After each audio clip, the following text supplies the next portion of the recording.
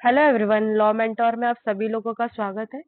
जैसे कि एआईबी 19 की प्रिपरेशन स्टार्ट हो गई है। दिसंबर 22 को आप सभी लोगों का एग्जाम है, जिन लोगों ने फॉर्म भरा है। तो ऑल इंडिया बार एग्जामिनेशन का जो 17 का क्वेश्चन पेपर था, उसमें जो क्रिमिनल सीआरपीसी के जितने भी क्वेश्चन थे, वो इस वीडियो में सॉल्व किए गए हैं। तो स्टार्ट करते हैं। The provision of plea bargaining under Section 21A of CRPC are not applicable if the offence is committed against a child below the age of। तो यहाँ पर जो आपका जो चार ऑप्शन दिए हैं, वहाँ पर करेक्ट आंसर है बी, यानी 14 years. Chapter 21A not apply, offence against child below 14 years, women and socio economic condition affected. Now Section 125 of CRPC, secular in character was observed in which of the following cases। तो यहाँ पर जो ये one word type question है, section 125 maintenance का, शाहबानू बेगम, Mohammad Ahmad Khan versus Shahbano बेगम, ये आपका correct answer है। Now who has the power of summary trial of the court. तो यहाँ पर all of this section explanation है। सेक्शन 260 में इसका आंसर दिया गया है। ये सेल्फ आप फाइंड करिए। Now which section deal with the process to compel appearance under CPC CrPC procedure 1973। तो यहाँ पर जो आपका करेक्ट आंसर है, सेक्शन 61 टू 90, आंसर ए। इसका एक्सप्लेनेशन दिया हुआ है section chapter number 6, section 61 to 90 में। Now, an offense for which a police officer may arrest a person without warrant is known as a cognizable offense। यहाँ पर जो correct answer है वो बी है। Assault a criminal force to woman with intention to outrage modesty under IPC in which kind of offense। तो यहाँ पर जो ऑफेंस कहलाएगा वो cognizable and non bailable offence आएगा ये।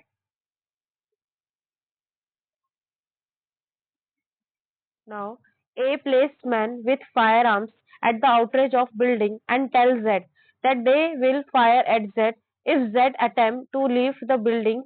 A is a guilty। तो यहाँ पर wrongful confinement राइट आंसर है।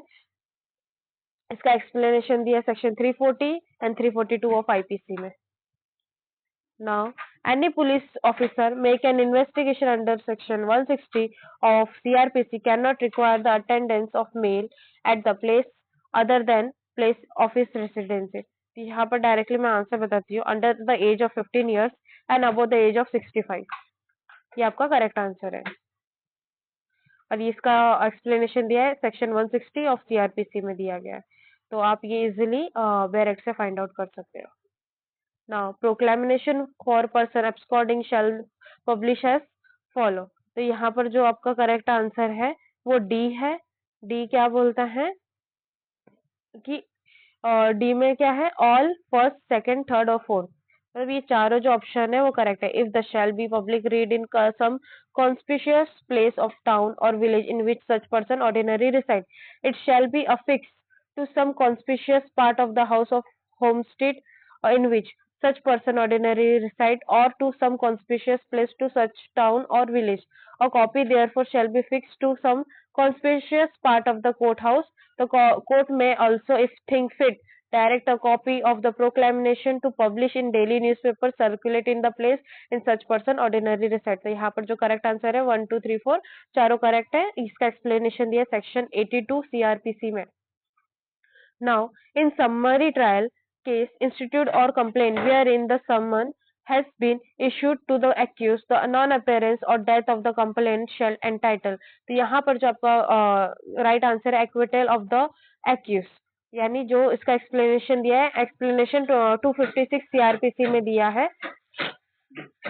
नाउ ये सेकेंड क्वेश्चन, नेक्स्ट क्वेश्चन जो है, suppose FIR is not registered by the station house officer, what are the options that the complainant has. तो यहाँ पर जो करेक्ट आंसर है वो डी है।